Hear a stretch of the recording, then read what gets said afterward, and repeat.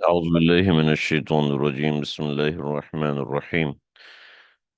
أتى أمر الله فلا تستعجلوه سبحانه وتعالى عما يشركون صدق الله العظيم. سورة النحل آج ہماری شروع ہو رہی ہے، پارہ نمبر 14 ہے۔ سورة النحل، نحل کہتے ہیں شہد کی مکھی کو۔ اس سورت کو سورة النعم بھی کہتے ہیں کہ اس میں اللہ تعالیٰ کے انعامات کا ذکر ہے، اس میں اللہ کی نعمتوں کا کثرت سے ذکر ہے۔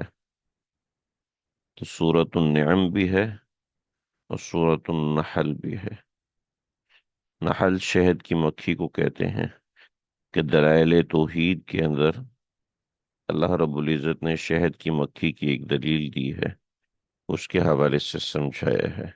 اس وجہ سے چونکہ وہ دلیل اس صورت کے اندر آ رہی ہے تو اس صورت کو پکارنے کے لیے سورۃ النحل بھی کہتے ہیں اور سورۃ النعم بھی کہتے ہیں کہ اس میں نعمتوں کا ذکر ہے۔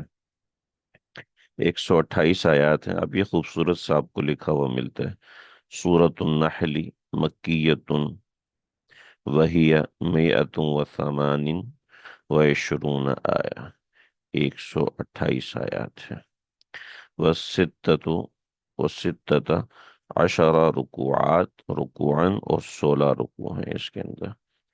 تو خیر یہ سورۃ النحل 16ویں نمبر پر آتی ہے ترتیب مصحف، یعنی جو مصحف نبی علیہ الصلوۃ والسلام نے ترتیب دیا تھا اس ترتیب میں اس سورت کا نمبر 16واں ہے۔ یعنی فاتحہ ہے، بقرہ ہے، آل عمران ہے، نساء ہے، مائدہ ہے، تو یوں چلتے چلتے چلتے اس سورت کا نمبر 16واں نمبر ہے۔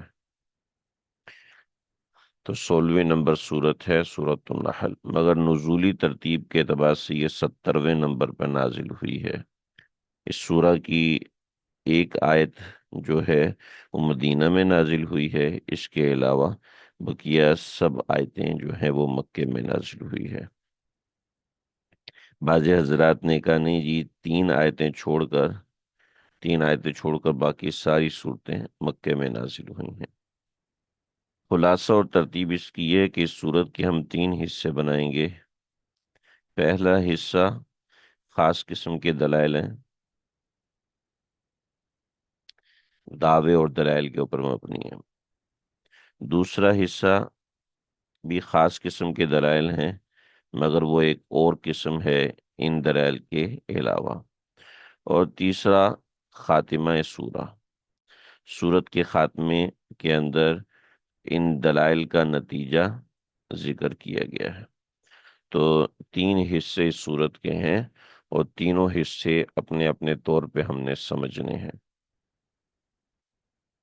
جو پہلا حصہ ہے سورت کا، کہ پہلے حصے میں نفی شرک فی التصرف پر 6 دلائل عقلیہ ہے۔ نفی شرک فی التصرف، شرک فی التصرف کیا ہوتا ہے؟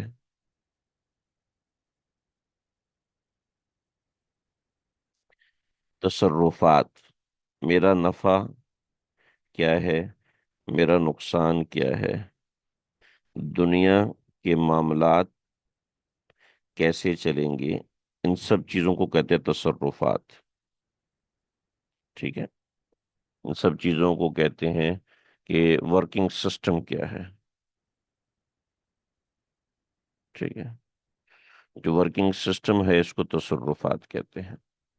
تو یہ تصرفات جیسے ان چیزوں کے خالق اللہ ہیں، ایسے متصرف حقیقی وہ بھی اللہ ہے۔ ٹھیک ہے، متصرف حقیقی وہ بھی اللہ ہے۔ کسی کو میری اردو سمجھ میں نہ آئے تو دوبارہ پوچھ سکتے ہیں۔ ٹھیک ہے، یعنی ہر ہر ایفیکٹ کے پیچھے اس کا ایک کاز ہے۔ ٹھیک ہے، اور وہ کاز کریٹر ہے اور کریٹر اللہ ہے۔ تو ہر ایفیکٹ کا جو ریئل کاز ہے، ریئل کاز یا ڈیپ کاز ہے، ریئل کاز یا ڈیپ کاز، مجھے ہوا لگ رہی ہے اس کا کاز پنکھا، پنکھا چل رہا ہے، یہ اس کا کاز ہے، ٹھیک ہے، ایسا ہی ہے نا؟ مگر اس مجھے ہوا لگ رہی ہے، اس کا ریئل کاز کیا ہے؟ ٹھیک ہے، اس کا ریئل کاز بہت سارے ہیں، ٹھیک ہے، مثلا ایک فین ہے، ایک میری سیٹنگ ہے،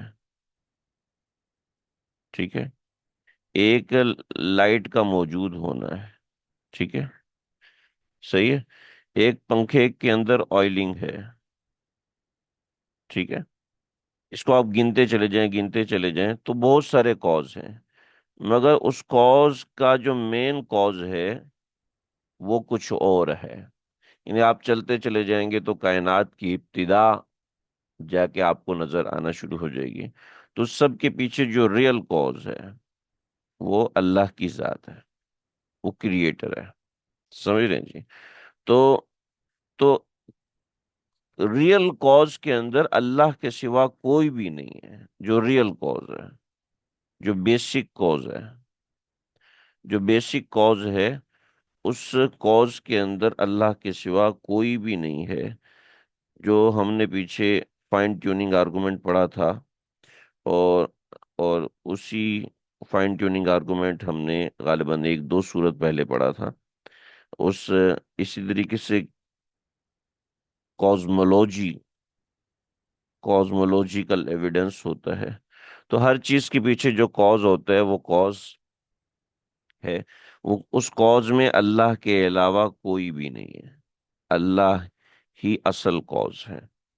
تو نفی شرک فی التصرف، ان کوئی بھی متصرف حقیقی اللہ کے ساتھ شریک نہیں ہے، نہ لات ہے، نہ منات ہے، نہ عزا ہے، نہ حبل ہے، ٹھیک ہے، نہ کوئی اور سسٹم ہے، سمجھ رہے ہیں؟ ہمارے ہاں اصل چیز ہے وہ سسٹم، اور وہ سسٹم ہمیں ہمارے لیے نقصان کا باعث بنتا ہے، ہم اس سسٹم کو اصل کاز سمجھ رہے ہوتے ہیں، یعنی پیسہ ہے تو سکون ہے، مال ہے تو سکون ہے، عزت ہے تو سکون ہے، ہم اس کو اصل کاز سمجھ رہے ہوتے ہیں، تو اصل کاز یہ نہیں ہے۔ تو نفی شرک فی تصرف، اس کے 6 دلائل دیے، 6 دلائل عقلیہ ہیں، 2 دلائل وحی ہیں، ایک دلیل نقلی ہے، پھر دوسرے حصے میں نفی شرک فرق عملی ہے، یعنی پہلے حصے میں اعتقادی شرک کی نفی ہے، اور دوسرے حصے میں عملی شرک کی نفی ہے، ٹھیک ہے، اور پھر خاتمہ میں دونوں قسموں کی نفی پر دلیل عقلی ہے، اور پھر دلیل وحی قائم کی گئی ہے، ٹھیک ہے جی؟ یہ سورت کا چھوٹا سا خلاصہ ہے جو آپ کے سامنے رکھا گیا، کہ اس سورت کے 2 حصے ہوئے، یا آپ اپنے پاس سیٹ اپ بنا لیجئے گا، اس سورت کے 2 حصے ہوئے، ٹھیک ہے، نفی شرک اعتقادی اور نفی شرک عملی، ٹھیک ہے، اس کے نیچے 6 دلائل عقلیہ، ٹھیک ہے، آیت نمبر یہاں پہ ہم لگا دیں گے، ٹھیک ہے، 2 دلائل وحی اور ایک دلیل پتہ نہیں کون سی تھی جو بتائی میں نے، ٹھیک ہے، یہ، اور پھر ایک دلائل شرک عقلی کی نفی ہے، ٹھیک ہے، تو اس طریقے سے ہم اس صورت کے 2 حصے بنائیں گے اور اس کو سمجھیں گے، کچھ تھوڑا سا اوور ویو سمجھ میں آ گیا ہوگا، اب ہم اس صورت کو شروع کرنے لگے ہیں۔ اللہ اکبر، اتا امر اللہ فلا تستعجلوا، تھوڑا سا مستعد ہو جائیں، مجھے آپ سے کچھ سوالات پوچھنے ہوں گے اور آپ حضرات نے ان کے جوابات دینے ہیں۔ اتا امر اللہ فلا تستعجلوا، میں اس کا ترجمہ کرتا ہوں اور پھر آپ لوگ اس کو سمجھنے کی کوشش کیجئے گا، کیونکہ آپ لوگ تو سوال کرتے نہیں ہیں، تو میں نے سوچا چلے میں سوال کرتا ہوں۔ عطا، آ گیا، امر اللہ، اللہ کا حکم، فلا، بس نہ کرو، جلدی طلب اس کو، آ گیا اللہ کا حکم، بس نہ کرو جلدی طلب اس کو. کیا مطلب ہوا اس کا؟ ہم ترجمہ کریں گے. اللہ کا حکم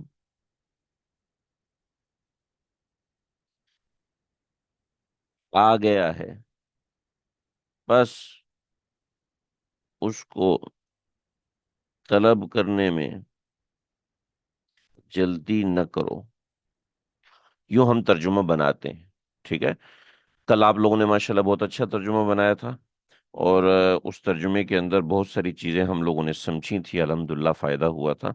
تو اب الفاظ کو جوڑ کے ترجمہ آپ لوگوں کو بنانا آ گیا ہوگا. ٹھیک ہے جی. اب ان الفاظ کو جوڑیے اور ترجمہ بنائیے ذرا، اور ترجمہ بنا کے کامنٹس میں لکھیے، چیٹ باکس میں لکھیے، پھر میں اس کے حوالے سے کچھ بات کروں گا. عطا امر اللہ، اللہ کا حکم آ چکا ہے یا اللہ کا حکم آ گیا ہے. فلا تستعجلوہ، لہذا اس معاملے میں جلدی نہ کرو. ٹھیک ہے. اس کو طلب کرنے میں جلدی نہ کرو. ٹھیک ہے جی. یہ ترجمہ ہو گیا. ہاں جی.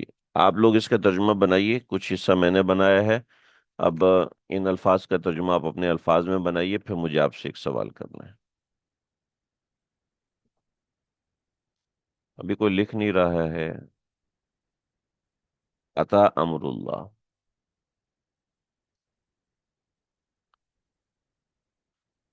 قرب مجیئہ، یا قرب مجیئتہ، یا قرب مجیئہ، اس کا آنا قریب آ گیا.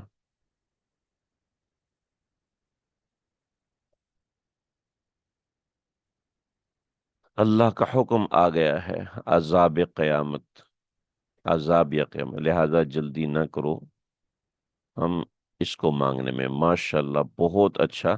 خاص طور پہ جو آپ نے بریکٹ کے اندر ترجمہ کیا ہے، جو بریکٹ لگائی ہے، یہ بہت بہترین بریکٹ لگائی ہے. اللہ کا حکم آ گیا، عذاب اور سلیش قیامت کا کی بھی وہ لگا دیں. لہذا اس کے مانگنے میں جلدی نہ کرو. ٹھیک ہے. اللہ کا حکم آ چکا ہے، اس لیے اس کے معاملے میں جلدی نہ کرو. ماشاءاللہ. اللہ کا حکم آ چکا ہے، بس تم اس کو جلدی نہ کرو. اللہ کا حکم آ گیا، بس تم اس کو طلب کرنے میں، یعنی عذاب کو طلب کرنے میں. دیکھیں یہ جو آپ نے بریکٹ لگائی ہے نا، یعنی عذاب کو طلب کرنے میں، یہ نہیں، بلکہ بریکٹ اوپر آئے، حکم کے ساتھ آئے، تو دونوں جگہ وضاحت ہو جائے گی. ورنہ اوپر بھی آپ کو بریکٹ لگانی پڑے گی، نیچے بھی بریکٹ لگانی پڑے گی. بس تم اس کے آنے کے لیے جلدی نہ کرو. اپنے حساب سے ترجمہ کیجئے. غلط ترجمہ کریں مگر اپنے حساب سے. جلد بازی نہ کرو، اللہ کا حکم آ گیا ہے. ماشاءاللہ بہت اچھا. حکم اللہ کا آ گیا. ماشاءاللہ ماشاءاللہ. صحیح ترجمہ کیا آپ لوگوں نے، صحیح ترجمہ کیا. اللہ کا حکم آ گیا ہے، فلا تستعجلوہ، اس کے مانگنے میں جلدی نہ کرو، اس کے طلب کرنے میں جلدی نہ کرو. طلب کرنے کا لفظ ہم نے یہ سین سے لیا. تستعجلو، استعجال، الف اور سین جس میں آتا ہے اس میں طلب کا معاملہ ہوتا ہے. اور عجلہ، عجلہ جلدی، جلدی کو کرنے کو کہتے ہیں. تو فلا تستعجلو ہو، اس حکم کو مانگنے میں جلدی نہ کرو. ٹھیک ہے جی.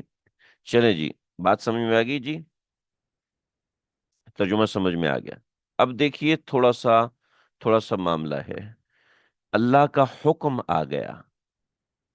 اب ماشاءاللہ ہمارے ساتھیوں نے بریکٹ کے اندر لکھا عذاب کا یا قیامت کا. عذاب سلیش قیامت، یہ تفسیری نکات ہیں. بہت سے لوگوں نے کچھ اور باتیں لکھی ہیں، بہت سی باتیں ہیں، بڑی دلچسپ ہے. حاشی میں میرے لکھا ہوا ہے، میں آپ کو دکھاتا ہوں. لیکن اس سے پہلے ایک کانسیپٹ میں کلیئر کرنا چاہتا ہوں. تھوڑا سا وہ کانسیپٹ آپ سمجھیے، بہت ضروری ہے، جو قرآن مجید میں بہت سے مقامات پر آپ کے کام آئے گا ترجمے کو سمجھنے میں معاملے. عذاب یا قیامت کی پنشمنٹ ہے. جی ہاں. اصل میں اہل کفر جو ہے وہ کہتے تھے کہ اگر آپ سچے ہیں تو اللہ کا عذاب لیں، اچھا، یہ میں محاورتاً ہی کہتا تھا، مگر جب میری ملحدین سے کچھ ملحدین سے بات ہوئی تو انہوں نے کہا اگر واقعی تمہارا اسلام اتنا سچا ہے تو ابھی ابھی میرے اوپر عذاب نازل ہو جائے تو تب میں اسلام کو مانوں گا، ادروائز میں اسلام کو نہیں مانوں گا۔ تو ظاہری بات ہے، یہ اس وقت کے اہل کفر کی بھی یہی ریت تھی اور آج کے بھی اہل کفر کی یہ ریت ہے۔ دیکھیے، کنفرم یہ ہے کہ عذاب ہے یا قیامت ہے، جبکہ دونوں ہی چیزیں نہیں آئیں، عذاب بھی نہیں آیا اور قیامت بھی نہیں آئی۔ ابو جہل پر عذاب آ چکا ہے، یہ میرے کانسیپٹ میں ہے، میرے حساب سے۔ مگر ایک مشرک جو ہے وہ کہے گا وہ تو مر گیا، اگر مرنا ہی عذاب ہے تو وہ تو بہت سے لوگ مر گئے نا، ان سب پہ عذاب تھوڑی آ گیا ہے، کیا جواب دیں گے؟ تو اس سے اصلاً قیامت مراد ہے۔ ٹھیک ہے جی، تو عطا امر اللہ، اللہ کا حکم آ گیا،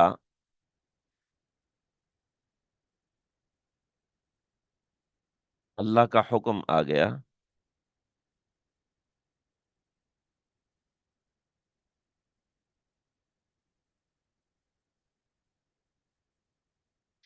قیامت کا وقت آ گیا۔ ٹھیک ہے جی، اب دیکھیے، اب وہ تو قیامت تو آئی نہیں، ابھی تک تو نہیں آئی، نبی علیہ الصلوۃ والسلام کو بھی انتقال فرمائے ہوئے 1400 برس ہو چکے، تو قیامت تو نہیں آئی ابھی تک۔ جب قیامت نہیں آئی تو پھر یہ کیا مطلب ہوا تامر اللہ، اللہ کو حکم آ گیا؟ اور مزے کی بات کہ کوئی اس کو چیلنج بھی نہیں کر رہا، کہ اس آیت کو چیلنج بھی نہیں کر رہا، بھی قیامت تو آئی نہیں ہے، قرآن کہہ رہا ہے کہ آتا امر اللہ۔ سوال سمجھ میں آیا میرا؟ یعنی اللہ کا حکم آ چکا ہے، قیامت آئے گی، بس تم وقت سے پہلے جلدی نہ کرو، یہ مطلب ہے۔ آپ نے صحیح تعویل کی، آپ نے صحیح تعویل کی۔ اللہ کا حکم قیامت کا جاری ہو چکا ہے، اس کو مانگنے میں جلدی نہ کرو، ماشاءاللہ یہ بھی صحیح تعویل کی ہے۔ نشانیاں واضح ہو گئی ہیں، نہیں نہیں یہ بات نہیں ہے، نشانیاں واضح ہو گئی یہ بات نہیں ہے۔ لا الہ الا اللہ، استغفر۔ چلے جی، اب میں آپ کو اس کا اصل مطلب سمجھاتا ہوں، اس کا کانسیپٹ سمجھاتا ہوں۔ جو آپ لوگوں نے وضاحت کی، یہ آپ اس میں وضاحت دیکھ لیجیے، یہ وضاحت بہت اچھی ہے، اور اس ترجمے میں ہم تھوڑا سا اضافہ کریں گے۔ اللہ کا حکم یعنی قیامت کا وقت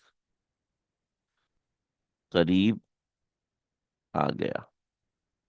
ٹھیک ہے، تو ایک قرب مجیئی جو قرطبی نے وضاحت کی ہے کہ قریب آ گیا، یہ مراد ہے۔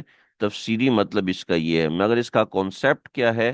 کانسیپٹ ابھی سمجھیے، پہلے بھی سمجھا چکا ہوں، مگر یہاں کانسیپٹ الگ سے سمجھانا ضروری ہے۔ اللہ اکبر کبیر، دیکھیے، یہ ایک دائرہ ہے، یہ دوسرا دائرہ ہے، یہ تیسرا دائرہ ہے۔ ٹھیک ہے،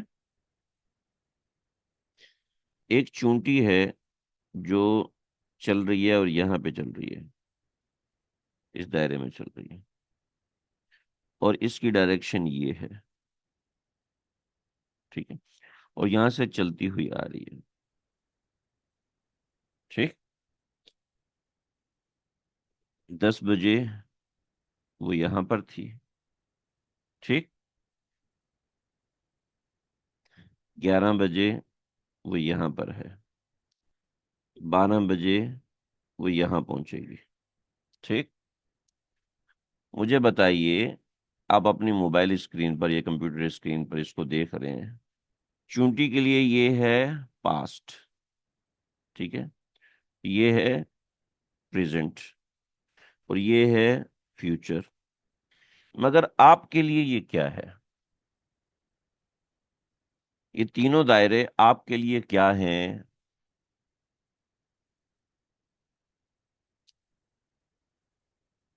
تھوڑا سا بتائیے گا، آپ کے لیے یہ پاسٹ ہیں یہ دائرے، پریزنٹ ہیں یہ دائرے، یا فیوچر ہیں یہ دائرے؟ نہیں، زمانے کے حساب سے بات کر رہا ہوں۔ کیونکہ ہماری بات زمانے کے ساتھ ہو رہی، عطا امر اللہ، اللہ کا حکم آ گیا، اللہ کا حکم آ گیا، تو اللہ کا حکم تو آیا نہیں ابھی تک ہمارے سامنے، حال ہے، پریزنٹ ہے، ٹھیک ہے، موجودہ حال ہے۔ جیسے چونٹی کے لیے یہ جو بیچ کا دائرہ ہے یہ پریزنٹ ہے، اور یہ فیوچر ہے، اور یہ پاسٹ ہے، ایسے ہی ہمارے لیے اس وقت یہ چیز حال ہے، جبکہ اور ہمارے لیے یہ تینوں چیزیں ابھی اس وقت حال ہیں۔ چونٹی کے لیے یہ تینوں چیزیں پاسٹ، پریزنٹ، فیوچر ہیں، ٹھیک ہے، لیکن میرے لیے یہ حال ہے، آپ کے لیے یہ حال ہے نا جی۔ ایسے ہی کائنات کے جتنے بھی اوامر ہیں سارے کے سارے اللہ کے لیے حال ہیں، اللہ کی ذات کے اعتبار سے یہ پریزنٹ ہیں۔ اور اگر یہ کہیں کہ پریزنٹ کی بجائے پاسٹ کہہ دیں تو بھی یہ میرے حساب سے سمجھنے کے لیے ہے، یہ میرے معاملے سے سمجھنے کے لیے۔ چنانچہ اللہ رب العزت نے قرآن مجید میں بہت ساری آیات ایسی ارشاد فرمائی ہیں، اگر آپ کو کانسیپٹ کلیئر ہوگا تو آپ کو وہ چیز سمجھ میں آئے گی، ورنہ آپ کو شدید قسم کا اشکال ہوگا۔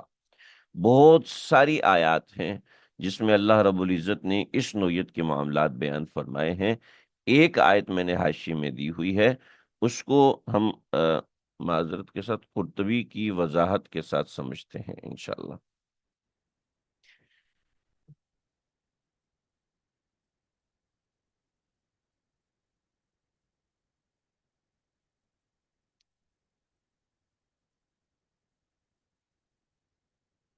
قرطبی نے بڑی زبردست وضاحت کی ہے، اور اس کو ذرا سمجھیں۔ اللہ تعالیٰ کا ماضی اور مستقبل میں خبر دینا برابر ہے، ٹھیک ہے، اس لیے کہ سارے اللہ کے لیے حال میں ہیں، کیونکہ وہ لامحالہ ہو کر رہنے والا ہے، جیسا کہ اس کا قول ہے وَنَادَى أَصْحَابُ الْجَنَّةِ أَصْحَابَ النَّارِ۔ حالانکہ ہمارے لیے تو یہ وَنَادَى أَصْحَابُ الْجَنَّةِ کہ جنتی پکاریں گے آگ والوں کو، یہ ہمارے لیے مستقبل میں ہے، مگر فیوچر میں ہے، مگر اللہ کے لیے تو یہ پاسٹ ہے، کہ اللہ تعالیٰ دیکھ رہے ہیں کہ ایسا ہونے والا ہے۔ سمجھ رہے ہیں جی میری بات واضح ہوگی؟ تو اللہ رب العزت ایسے، میں نے ایک آیت لکھی ہے، آیت سورۃ العراف کی آیت نمبر 44، ایسے بہت ساری آیات قرآن مجید کی موجود ہیں۔ قرطبی نے وہ آیات بھی لکھی ہیں، لیکن میرے پاس نمبر ایک جگہ نہیں تھی، نمبر دو وقت بھی نہیں تھا کہ وہ سب آیات یہاں پہ لکھیں پھر ان کو سمجھائیں۔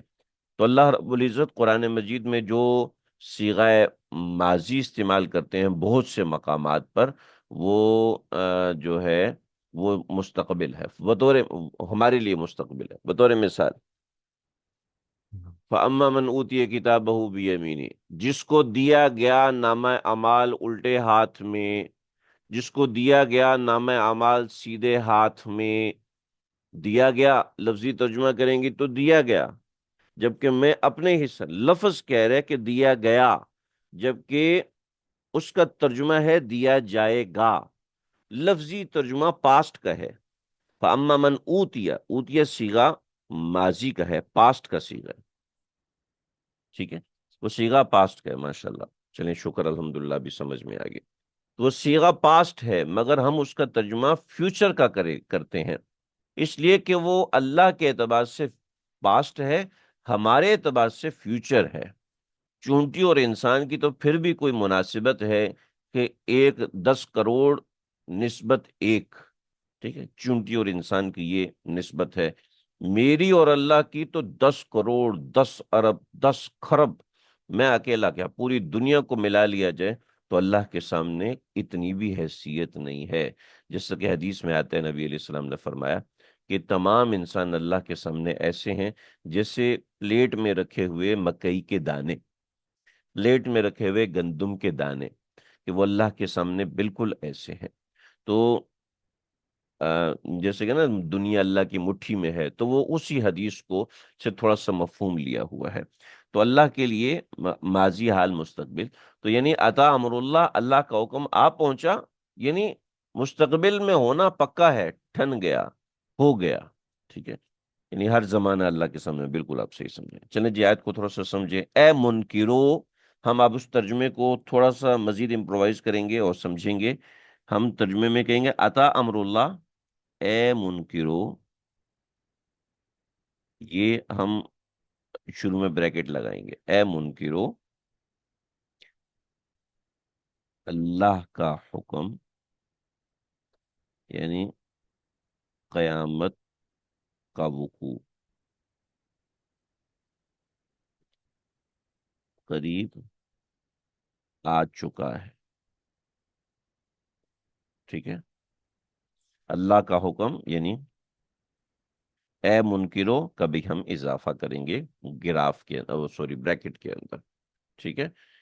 تھوڑا سا اس کی وضاحت حضرت نے ماجدی میں کی ہوئی ہے کہ منکرین بار بار شرارت و طعن کی راہ سے کہا کرتے تھے کہ عذاب الہی اگر فی الواقع کوئی چیز ہے تو آ کیوں نہیں جاتا، اس میں آخر اتنی دیر کیوں لگ رہی ہے. تو جواب میں اسی کا ارشاد ہو رہا ہے کہ اللہ کا حکم آ گیا، یعنی سزائے کفر و شرک کا حکم الہی. مراد عذاب دنیاوی بھی ہو سکتا ہے، عذاب قیامت بھی ہو سکتا ہے. قریب تو دونوں ہی عذاب آ چکے ہیں، یعنی قریب دونوں عذاب آ چکے ہیں. عطا امر اللہ فلا تستعجلوا، سمجھ میں آ گیا جی؟ بات واضح ہے؟ آگے بڑھیں. اب ہم نے جو شروع میں نکالا تھا اے منکرو، ٹھیک ہے، اے منکرو.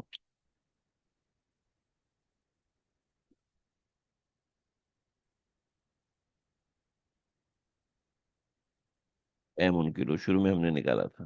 ٹھیک ہے. تو وہ ہم نے نکالنے کی بنیادی وجہ یہ ہے کہ سبحانہ کو ہم اس سے جوڑیں گے. سبحانہ ہم کو اس سے جوڑیں گے، کیونکہ یہ اضمار قبل الضمیر ہے. اضمار قبل الضمیر جو مدرسہ پڑھے ہوئے وہ جانتے ہیں وہ کیا ہوتا ہے. تو لیکن یہ ہے کہ سبحانہ اللہ پاک ہے اس شرک سے، وتعالی اور بلند و بالا ہے، بالا تر ہے. یعنی اس کے لیے یہ پاسبلٹی ہی نہیں ہے جس کی یہ زمشن بنا کے بیٹھے ہوئے ہیں. سبحانہ وہ پاک ہے، وتعالی اور بالا تر ہے، اما یشرکون، اما یشرکون لوگوں کے شرک سے، اما یشرکون لوگوں کے شرک سے.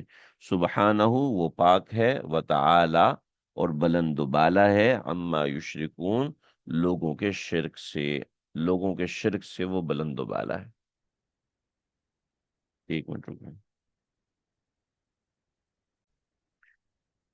سبحانہ وتعالی عما یشرکون، پاک ہے وہ، یعنی پاک ہے وہ ذات، پاک ہے اس کی ذات، وتعالی اور بالا تر ہے، یشرکون عما یشرکون لوگوں کے شرک سے، لوگوں کے شرک سے اس کی ذات پاک ہے. تو لہذا یہ جس شرک کے اوپر درپے ہو کر ڈھٹائی کا دعویٰ کرتے ہیں اس کا رد آ چکا ہے، یعنی وہ فیصلہ ہو چکا ہے اللہ کے ہاں، اس میں کوئی مسئلے والی بات نہیں ہے. امید ہے بات سمجھ میں آ گئی ہوگی.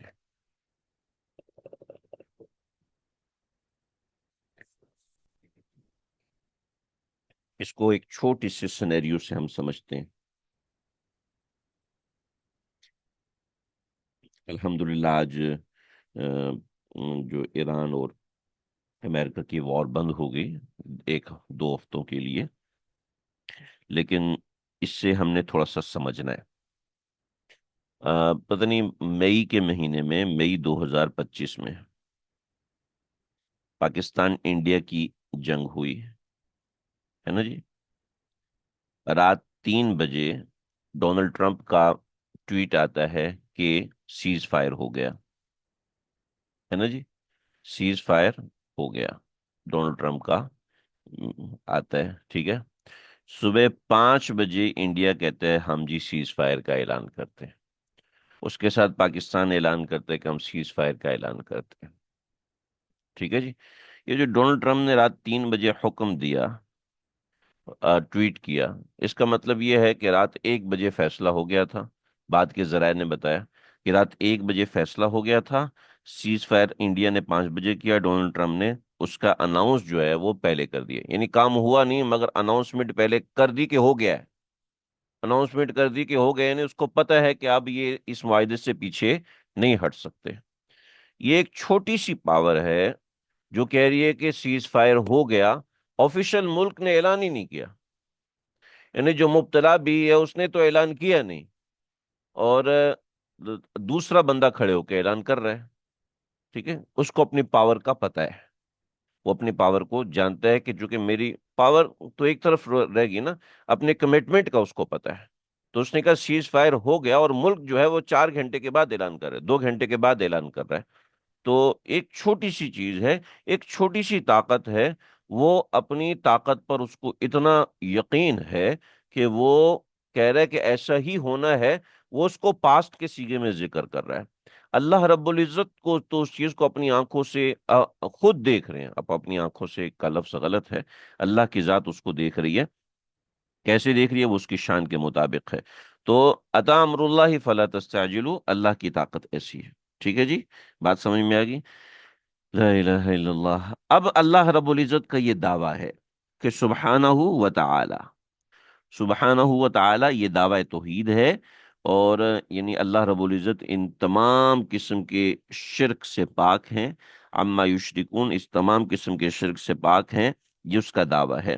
اس دعوے کے اللہ رب العزت نے کچھ دلائل دیے ہیں، ان دلائل کی قسمیں ہیں۔ پہلی دلیل جو ہے وہ یہاں پر آ رہی دلیل وحی کی دلیل ہے، دوسری دلیل عقل کی دلیل ہے، یعنی آفاق پہ تم غور کرو گے تو تمہیں پتہ چلے گا، تیسری دلیل تمہاری جان میں دلیل موجود ہے، چوتھی دلیل تمہارے ساتھ جو چوپائے ہیں، جو جانور ہیں، اس کے دلائل ہیں۔ تو ان سب کو دلائل کو، یعنی توحید کے دلائل کو اللہ رب العزت نے ذکر فرمایا ہے، یہ سب دلائل توحید ہیں۔ اب آپ کے ذمے ہے کہ آپ ان دلائل توحید کو رگڑیں، ان کو چیک کریں، ان کی تحقیق کریں، اس میں کوئی اشکال کریں، اس میں کوئی سوال کریں، اس کے خلاف کوئی بات کر کے دکھائیں کہ بھئی نہیں، یہ دلیل بن ہی نہیں سکتی، یہ دلیل کیوں بن رہی ہے، کیسے بن رہی ہے، بالکل واضح ہو رہا ہے کائنات کے امور کے اندر، ينزل الملائکۃ بالروح، ينزل الملائکۃ، وہ وہ نازل کرتا ہے، پہلی دلیل۔ وہ پاک کیوں ہے، وہ شرکوں سے پاک کیوں ہے؟ اس لیے کہ اس کا نظام کائنات ایسا ہے جو کہ کسی دوسرے کے ساتھ شامل ہو نہیں سکتا، کسی دوسرے کو اپنے برابر قرار دے نہیں سکتا، اس کا نظام کائنات کا اس طرح منظم ہے اور اس طرح مینج ہے۔ ينزل الملائکہ، وہ نازل کرتا ہے فرشتوں کو، بالروح، وحی کے ساتھ، من امرہ، اپنے حکم سے، یہ دلیل بن رہی ہے، اللہ کے حکم سے فرشتہ آتا ہے، یعنی فرشتہ کسی بھی صورت میں مختار نہیں ہے، فرشتہ کسی بھی صورت میں آتھرائز نہیں ہے جب تک کہ اللہ کا حکم نہ آئے۔ علی من یشاء من عبادہ، اپنے بندوں میں سے جس پر چاہتا ہے اس پر فرشتہ نازل کرتا ہے، یعنی اللہ فرشتہ بھیجتے ہیں اپنے بندوں میں سے، جس پر چاہتا ہے وہ فرشتہ بھیجتا ہے۔ یہاں پر وحی الہی کی بات ہے، ٹھیک ہے۔ اس کے علاوہ اللہ رب العزت فرشتے بھیجتے ہیں عام انسانوں کی مدد کے لیے، عام انسانوں کے کو خواب نظر آتے ہیں فرشتوں کی وجہ سے، اچھے برے خواب فرشتوں کی وجہ سے نظر آتے ہیں، درود شریف، صلاۃ والسلام، نیک اعمال، اعمال صالحہ، وہ فرشتوں کے ساتھ چل رہے ہوتے ہیں، کرامن کاتبین یعلمون ما تفعلون۔ فرشتوں کا رول انسان کی زندگی میں بہت بڑا ہوتا ہے، جب تک انسان کی زندگی ہوتی ہے تب تک فرشتوں کی ایک بڑی فوج متعین ہوتی ہے، الیہ یصعد الکلم الطیب والعمل الصالح یرفع، کہ اللہ کے پاس انسان کے اچھے اعمال اٹھتے ہیں، اور وہ اعمال فرشتوں کے ذریعے سے اللہ کے دربار میں جاتے ہیں۔ جب انسان کا انتقال ہو جاتا ہے تو تب اس کے ساتھ جو منکر اور نکیر، وہ فرشتے آتے ہیں، یعنی ایگزامنرز آتے ہیں جو اس کو پاس یا فیل کرتے ہیں، پاس یا فیل ہونے کے بعد پھر فرشتوں کی ایک دوسری فوج ہوتی ہے جو الامان والحفیظ، یا تو عذاب کے فرشتے ہوتے ہیں جو کہ گونگے اور بہرے ہوتے ہیں، یا پھر جزا کے فرشتے ہوتے ہیں جو اس کا دل بہلاتے ہیں، اس کے اعمال کی وجہ سے اس کا دل بہلاتے ہیں، نیک کاموں کی وجہ سے، اور وہ اس کو ایسا دل بہلاتے ہیں کہ وہ ٹائم سے آزاد ہو جاتا ہے، یعنی اس کے لیے قیامت کے کروڑوں سال ایک منٹ کے فاصلے پر بھی نہیں رہ جاتے۔ تو وہ فرشتے چونکہ ٹائم سے پاک ہوتے ہیں، جیسا کہ حدیث میں آتا ہے، حضرت جبریل سے پوچھا کہ آپ سب سے تیز کب اڑے تھے؟ تو فرمانے لگے کہ میں ساتویں آسمان پہ تھا اور حضرت یوسف کی رسی کاٹ دی گئی تھی۔ ضعیف روایت ہے، اس لیے میں نے سورہ یوسف کے ساتھ اس کو ذکر نہیں کیا، مگر یہاں فرشتوں کی قوت کے استدلال کے لیے بتا رہا ہوں کہ انہوں نے کہا کہ اللہ رب العزت نے مجھے حکم دیا ہے کہ جلدی سے یوسف کو تھامو، تو رسی کٹی ہے اور نیچے گرنے سے پہلے پہلے حضرت جبریل نے حضرت یوسف علیہ الصلوۃ والسلام کو تھام لیا تھا۔ تو فرشتے وقت سے آزاد ہوتے ہیں، فرشتے ڈائمنشن سے آزاد ہوتے ہیں، فاصلے سے آزاد ہوتے ہیں۔ تو اللہ رب العزت فرشتوں کو ایسی طاقت عطا فرماتے ہیں، مرنے کے بعد انسان اس ڈائمنشن سے، ہر قسم کی ڈائمنشن سے آزاد ہو جاتا ہے۔ دو چار دن پہلے ایک مضمون لکھ کے بھیجا تھا، اگر اس میں آپ کو نظر آیا تو کافی چیزیں آپ کو اس میں سمجھ میں آئیں گی۔ اچھا، ینزل الملائکۃ بالروح، فرشتوں کو اتارتا ہے بالروحی، وحی کے ساتھ، ٹھیک ہے، وہی دے کر اتارتا ہے یا وہی کے ساتھ اتارتا ہے، من امری، اپنے حکم سے، اعلیٰ من یشاء، من عبادی، اپنے بندوں میں سے جس پر چاہتا ہے۔ اور وہ کیا کرتے ہیں، ان کا جو وہی ہے وہ کیا ہوتی ہے؟ وہ وہی یہ ہوتی ہے کہ انذرو، کہ تم لوگوں کو ڈراؤ۔ انذار وہ ڈرانا ہوتا ہے جس میں درد ہوتا ہے، یعنی اگر باپ اپنے بچے کو ڈرا رہا ہے تو وہ اس لیے نہیں ڈرا رہا کہ تمہاری ٹانگیں کٹ جائیں گی، اس لیے ڈرا رہا ہے کہ اس کو اپنے بچے کا غم ہے، اس کو اپنے بچے کا درد ہے۔ تو انذرو، کہ تم ڈراؤ، کہ تم، کہ انذرو، کہ ڈراؤ، ٹھیک ہے، کہ خبردار کرو، انہو، کس بات سے؟ کہ انہو، کہ وہ اللہ کی ذات، لا الہ، اس کے علاوہ کوئی الہ نہیں ہے، الا انا، سوائے میرے، فتقون، پس مجھ سے ڈرتے رہو۔ اصل میں فتقونی، ٹھیک ہے، آخر کلام کی وجہ سے یا کٹ گیا، تو فتقون، تو مجھ سے ڈرو۔ بعض ٹرمینالوجیز میں استعمال کرتا ہوں، اس کی میں بعض دفعہ وضاحت نہیں کرتا، اس کی بہت سی بنیادیں ہوتی ہیں، اگر کسی کو ان چیزوں کو لازمی الگ سے سمجھنا ہو تو وہ بات کر سکتے ہیں۔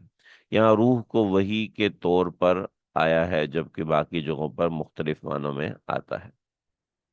جی، روح تقریباً کئی معنوں میں آتا ہے، ٹھیک ہے، لیکن عام طور پہ جو روح ہے فرشتوں کے ساتھ جب استعمال ہوتا ہے تو اس سے حضرت جبریل مراد ہوتے ہیں، تو یہاں پر بھی حضرت جبریل ہی مراد ہے۔ ینزل الملائکۃ بالروح، بالروح، فرشتوں کو بھیجتا ہوں، بالروح، وحی کے ساتھ، یعنی مطلب حضرت جبریل کو بھیجتا ہوں وحی کے ساتھ۔ بعض حضرات نے اس کا معنی یہ بھی کیا ہے،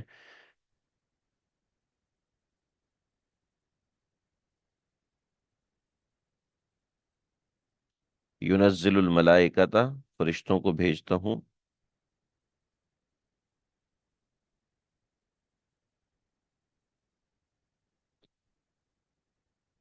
حضرت جبریل کے ساتھ، ٹھیک ہے، فرشتوں کو اتارتا ہوں وہی کے ساتھ، اصل یہ معنی ہے، ٹھیک ہے، اور فرشتوں سے مراد، فرشتوں کو،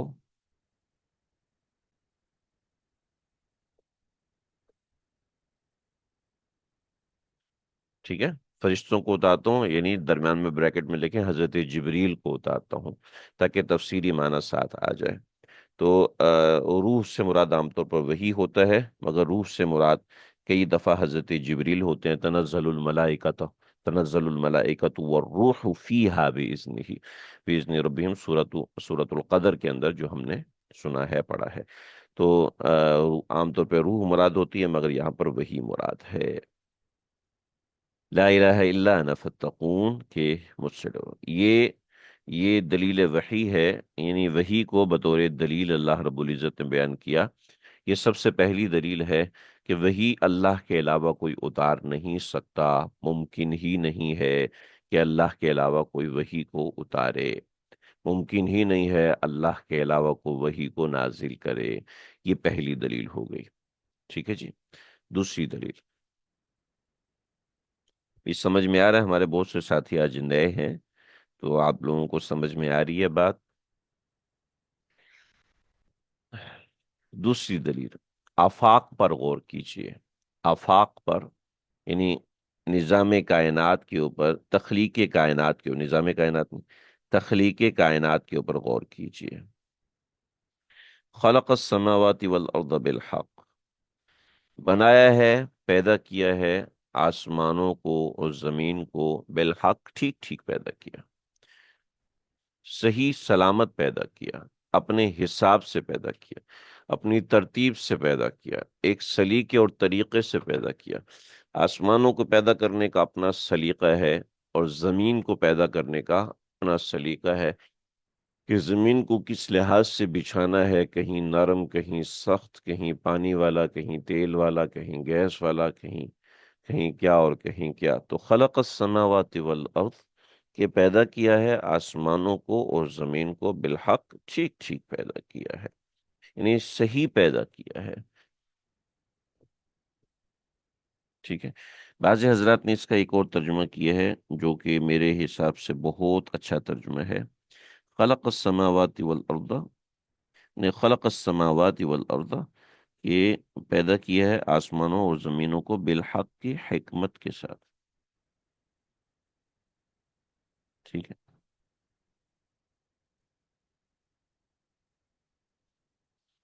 ٹھیک پیدا کیا ہے، حکمت کے ساتھ پیدا کیا ہے، موافق پیدا کیا ہے، مطابق پیدا کیا ہے، انسان کی ضرورت کے موافق پیدا کیا ہے، کہیں پہاڑ بنائے ہیں، کہیں درخت بنائے ہیں، کہیں سمندر بنایا ہے۔ ٹھیک ہے، یا ضرورت کے موافق پیدا کیا ہے، یہ ترجمہ بھی آپ کر سکتے ہیں۔ ٹھیک ہے، موافق کو ضرورت کو بریکٹ میں لگائیں گے تو ترجمہ زیادہ واضح اور اچھا ہوگا۔ تعالی عما یشرکون، بالاتر ہے، تعالی کا مطلب ہے بالاتر ہے، عما یشرکون، ان چیزوں سے، ان کے شرک سے، عما یشرکون بالاتر ہے ان کے شرک سے، یعنی وہ ذات عالی بالاتر ہے ان کے شرک سے۔ یہ دوسری دلیل ہو گئی، دوسری دلیل عقلی ہوگی کہ انسان کائنات پہ غور کرے تو اس کو سمجھ میں آئے۔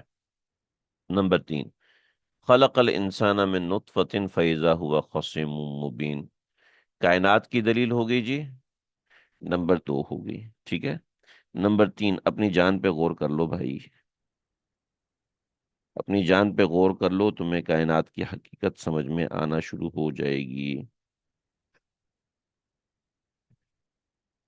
ایک بہت بڑے ڈاکٹر نے، بہت بڑے ڈاکٹر، یعنی پاکستان میں اس کا بہت بڑا نام ہے، نہ صرف پاکستان میں بلکہ دنیا میں اس کا نام ہے، کہ کہیں ریٹینے کا مسئلہ آتا ہے تو امریکہ میں بھی اس کو بلایا جاتا ہے آج بھی۔ ٹھیک ہے، لیکن چونکہ ہماری نسل تو شاہد افریدی کو، وسیم اکرم کو جانتی ہے، ہماری نسل تو ظاہری بات ہے ڈاکٹر حضرات کو جانتی نہیں، کیونکہ آئیڈیلائز ہمارے ملک میں تو کرکٹر ہوتے ہیں، آئیڈیلائز ہمارے ملک میں سیاستدان ہوتے ہیں، کوئی ڈاکٹر، کوئی انجینئر، کوئی پڑھا لکھا، کوئی عالم دین ہمارے ملک میں آئیڈیلائز نہیں ہوتا۔ ہاں، وہ سوشل میڈیا پہ ایکٹیو ہے تو پھر وہ آئیڈیلائز ہو جاتا ہے، ادروائز نہیں ہوتا۔ لیکن ایک سیدھی سی بات ہے، کام کرنے والے لوگ سوشل میڈیا پہ کہاں اتنا وقت دیں گے، وہ کہاں اتنی ویڈیوز بنائیں گے، لوگوں کو انٹرٹین کریں گے، اور یہ وہ۔ بہت بڑے ڈاکٹر ہیں، میں نے کہا ڈاکٹر صاحب آپ کہاں کلینک کرتے ہیں؟ تو کہنے لگے کہ بھائی کلینک کیا کرنا، میں تو پریکٹس کرتا ہوں۔ میں حیران رہ گیا، کہنے لگا ڈاکٹر اگر واقعی ڈاکٹر ہے، اگر وہ 80 سال کا بھی ہو جائے گا نا، تو وہ یہی کہے گا میں پریکٹس کرتا ہوں۔ میں نے کہا ایسا کیوں ہے؟ ایک وقت کے بعد تو آپ کو کہہ دینا چاہیے نا کہ میں اب علاج کرتا ہوں۔ کہا علاج نہیں کرتا، پریکٹس کرتا ہوں۔ کہا علاج کا دعویٰ کبھی کوئی ڈاکٹر نہیں کرے گا، چاہے وہ یہودی کیوں نہیں ہے۔ کہا بڑے بڑے ڈاکٹر ہیں، وہ کہنا میں علاج نہیں، باتوں باتوں میں کہہ دے تو کہہ دے کہ میں پریکٹس کرتا ہوں۔ کہتے کیوں؟ کہنے لگے اس لیے کہ جسم انسانی، یعنی ہیومن باڈی، اتنی سوفسٹیکیٹڈ ہے، اتنی سوفسٹیکیٹڈ ہے کہ کسی مرحلے پہ ہم آ کے دعویٰ نہیں کر سکتے کہ میں اس کو پورا کا پورا سمجھ چکا ہوں۔ کہنے لگے کہ یہ آنکھ کے پیچھے ہم ہمیں انتہائی بڑی مائکروسکوپ کے ذریعے سے اس چھوٹے سے ریٹینا کو ہم دیکھتے ہیں، مگر اس کی اتنے ریشے ہیں، اس میں اتنی باریکی ہے اور اتنے خانے ہیں کہ میں شاید اس میں 400-500 خانوں کو سمجھتا ہوں، اس کے بعد میں نہیں سمجھ سکتا۔ اور ہزاروں خانے ہیں اس کے اندر، لاکھوں خانے ہیں اس کے اندر۔ اس نے کہا ملینز، ملینز اس کے اندر ریشے ہیں، ملینز آف ریشے، یعنی کہ اندر 2.6 ملین ریشے اس ایک ریٹینا کے اندر ہے۔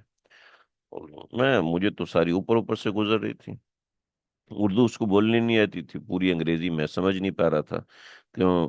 تو اب وہ، یعنی ایسی چیز اس نے بتائی کہ ہم، یعنی اتنا چھوٹا سا ریٹینا ہے کہ میں آپ کو انگلی سے اشارہ بھی نہیں کر سکتا کہ اتنا چھوٹا ہوگا، کہ وہ یہ آنکھ سے نظر آتا ہے، اس کو تو خوردبین سے دیکھنا پڑتا ہے، اور وہ پردہ در پردہ کا وہ اتنی چھوٹی سی چیز ہے، ہم اس کو دیکھ نہیں سکتے، مگر اس کے اندر اتنے باریک ریشے، یعنی 2.6 ملین، 26 لاکھ ریسپٹرز اس کے اندر اللہ نے رکھے ہوئے ہیں۔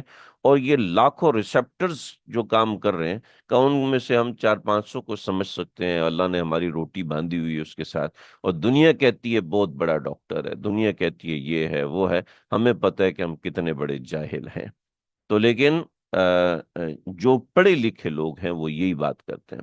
جو ہم جیسے ان پڑھ قسم کے لوگ ہیں وہ کہتے ہیں جی مجھ سے بڑا مائع تو کوئی ہے ہی نہیں، پتہ پیناڈول کا بھی نہیں ہوگا، اس کے سپیلنگ بھی نہیں آتے ہوں گے اور یہ ہماری جہالت ہے جو ہمیں اکساتی ہے کہ ہم دعوے کریں۔ تو خلق الانسان من نطفہ، انسان اپنی تخلیق پہ غور کرے کہ خلق الانسان، پیدا کیا انسان کو، من نطفہ، نطفے سے پیدا کیا انسان کو، یعنی خلق الانسان، اس نے پیدا کیا انسان کو، من نطفت، نطفے سے پیدا کیا۔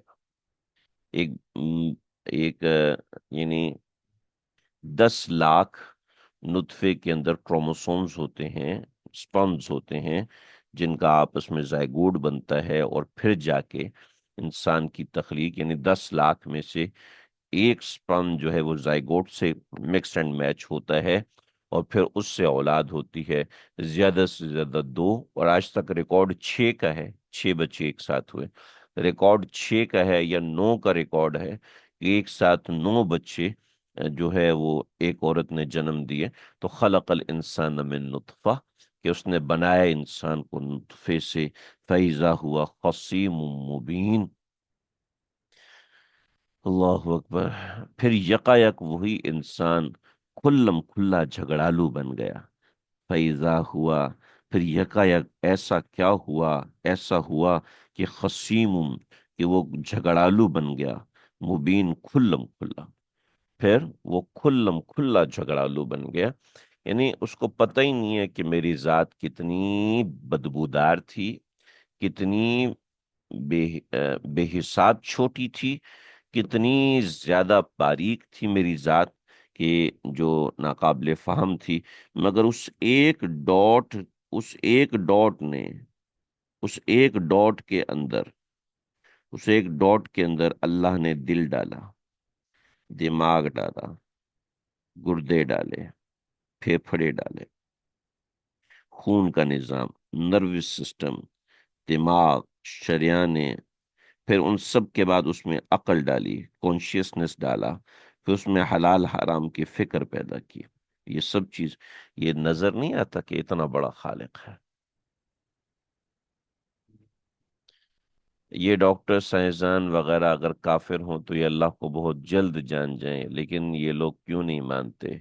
یہی تو بات ہے کہ ضد اور عناد کی بنیاد پر وہ لوگ نہیں مانتے، یا تو ضد اور عناد ہوتی ہے، یا پھر غلط راستے کی طرف چل پڑتے ہیں۔ ورنہ دین اسلام تو فطرت ہے نا، فطرت ہے۔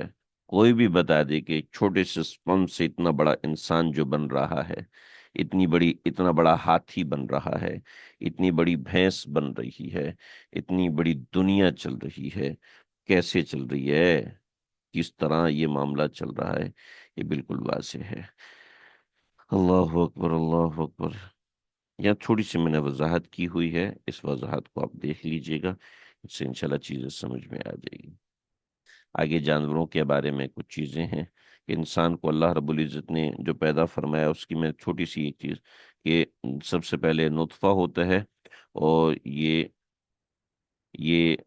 سمجھ لو 10 لاکھ، اور یہ 2 لاکھ، اور 10 لاکھ اور 2 لاکھ میں سے کسی ایک کا پرفیکٹ میچ بنتا ہے 2 گھنٹے کے اندر، وہنن علی وہنین، 3 اندھیروں کے اندر، اور اس کے بعد پھر علقہ بنتا ہے، اور پھر علقہ سے مضغہ بنتا ہے۔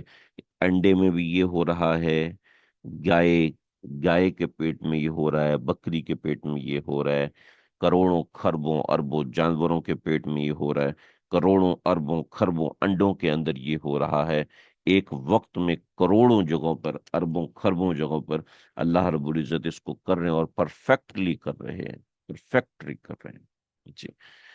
لا الہ ہے، تو یہ ایک بہت بڑی دلیل ہے۔ اس کے بعد جانوروں کی دلیل ہے، مگر جانوروں کی دلیل تھوڑی سی تفصیلی ہے، انشاءاللہ اس کو ہم آئندہ پڑھیں گے۔ آج کا سبق اتنا ہی ہے۔ کوئی سوال ہو آپ لوگوں کو کرنا ہو تو آپ ضرور وہ سوال کر لیجئے، سبق کے متعلق ہو یا سبق سے ہٹ کر ہو۔ فیضا ہوا خصیم، خصیم مطلب جھگڑا کرنے والا، کہ انسان جھگڑا کرنے والا بن جاتا ہے، اکڑنا شروع ہو جاتا ہے، مقابلہ کرنا شروع ہو جاتا ہے۔ یعنی ایک طرف اللہ نے بتایا کہ تم کتنے چھوٹے تھے، اور ایک طرف بتایا تم کتنے بڑے بن رہے ہو، ٹھیک ہے؟ تو خصیم جھگڑالو کو کہتے ہیں، اور کھلم کھلا جھگڑالو، یعنی ایک تو بندہ آپ اپنے معاملے کو اپنی ذات کی حد تک رکھتا ہے، مگر جب کھلا کھلا جھگڑالو بنتا ہے تو وہ اور چیز ہوتی ہے۔ صلی اللہ تعالی علی خیر خلقہ محمد وآلہ وصحبہ اجمعین۔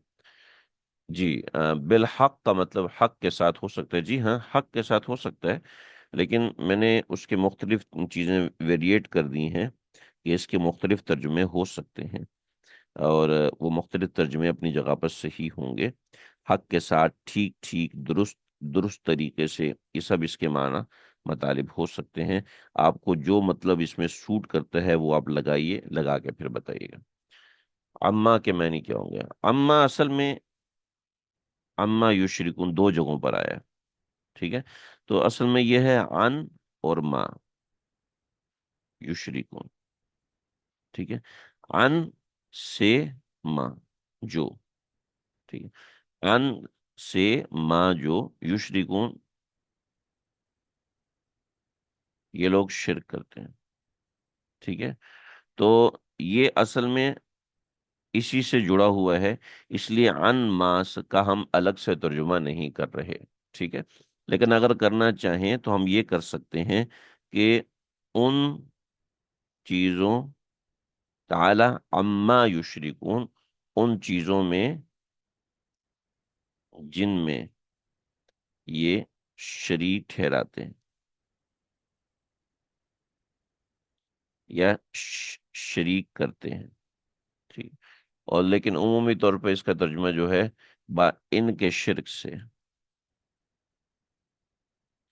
جو دونوں جگہ پر عما یشرکون کا لفظ آیا، کہ سبحانہ و تعالی عما یشرکون آیت نمبر 1، اور تعالی عما یشرکون آیت نمبر 3، دونوں میں ان کے شرک سے، ٹھیک ہے؟ سبحانہ یعنی بالاتر ہے، بالاتر ہے ان کے شرک سے، ٹھیک ہے؟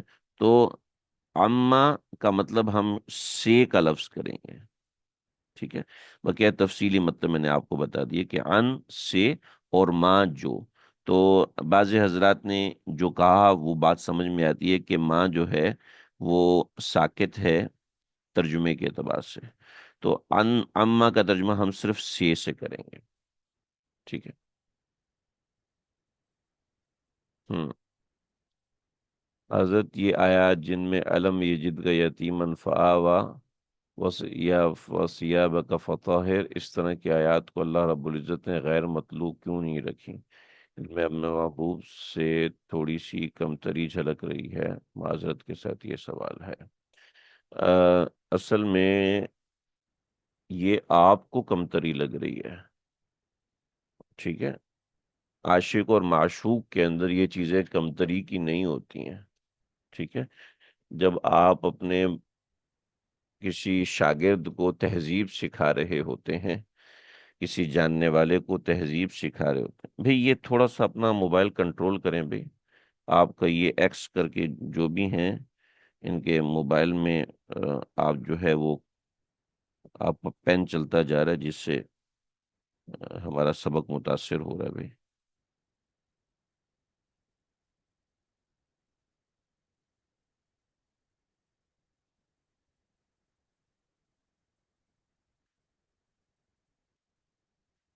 ہاں تو اس میں آپ کو ایسا لگ رہا ہے کہ کمتری جھلک رہی ہے، حالانکہ بالکل بھی کمتری نہیں جھلک رہی.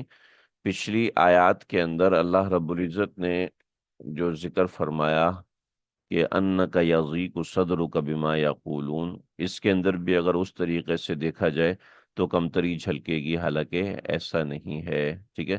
فصدع بما تؤمر، آپ کو جو حکم دیا ہے اس کو کریں. اب اللہ کو یہ کہنے کی کیا ضرورت تھی؟ تو یہ کمتری نہیں جھلک رہی ہوتی، بلکہ یہ احکام میں بندگی جھلک رہی ہوتی ہے. علم یجد کا یتیمن فآوا، بندگی جھلک رہی ہے. ٹھیک ہے. اس میں کمتری قطعاً قطعاً نہیں جھلک رہی، بلکہ بندگی جھلک رہی ہے. چنانچہ عیسائیوں نے اس طرح کی بات کی تھی کہ حضرت عیسیٰ کے بارے میں ایسی ایسی بات ہے، تو اللہ رب العزت نے فرمایا، سورۃ النساء آیت نمبر 172 72 73، اللہ نے فرمایا کہ لن یستنکف المسیح ان یکون عبدا للہ، کہ مسیح کو اس بات میں کوئی آر اور شرم نہیں ہے کہ وہ اللہ کے بندے ہو. ٹھیک ہے. ایک سوال، ایک بات، ایک جواب یہ ہو گیا. اچھا سوال ہے، مگر اس کے ساتھ سمجھ لیے دوسرا جواب کہ نبی علیہ الصلوۃ والسلام کو اللہ رب العزت نے جو جو احکام فرمائے، جس میں کچھ سختی بھی نظر آ رہی ہے، تو ان احکام کے پیچھے جو بیسک ریزن ہے وہ امت کی تعلیم ہے. ٹھیک ہے. ایسا نہ ہو کہ لوگ پیغمبر کو خدا کی خدائی کا حصہ سمجھنے لگیں. ٹھیک ہے. تو اس لیے بندگی کی تعلیم. ٹھیک ہے، بات سمجھ میں آگئی ہوگی. اور بھی جواب ہے لیکن اتنا کافی.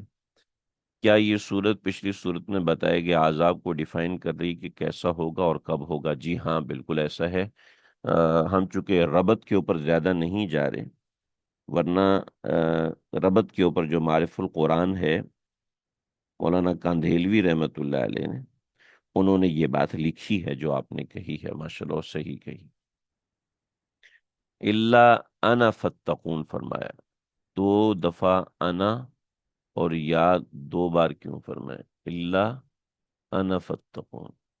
دو دفعہ انا تو نہیں ہے، اللہ انا فتقون.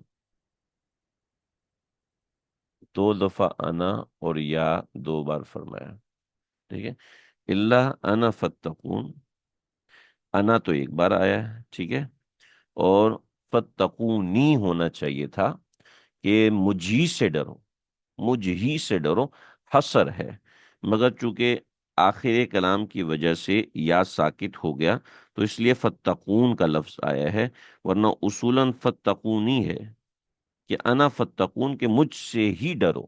مجھ سے ڈرو، اس میں فصاحت نہیں ہے. مجھ سے ہی ڈرو، اسی میں فصاحت ہے اور اسی میں تاکید ہے. تو انا تو دو دفعہ نہیں آیا. ہاں، تاکید دو دفعہ ہی، اور تاکید ہوتی ہی دو دفعہ ہے. ایک دفعہ کرنے سے تو تاکید پیدا ہوتی ہی نہیں ہے نا. ٹھیک ہے جی. ہاں جی، کوئی اور سوال ہو؟ انزلو، ہاں. ہاں. ہاں.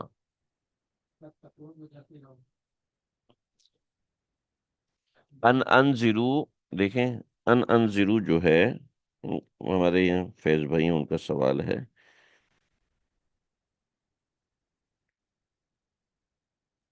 اصل میں یہ اس وحی کی تفصیل ہے.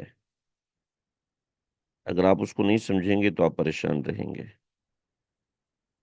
انذروا انہ لا الہ الا انا فاتقون.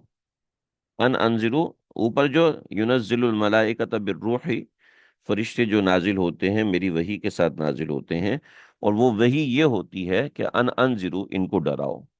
اور ان کو کیا ڈراؤ؟ ان کو دو باتوں میں ڈراؤ.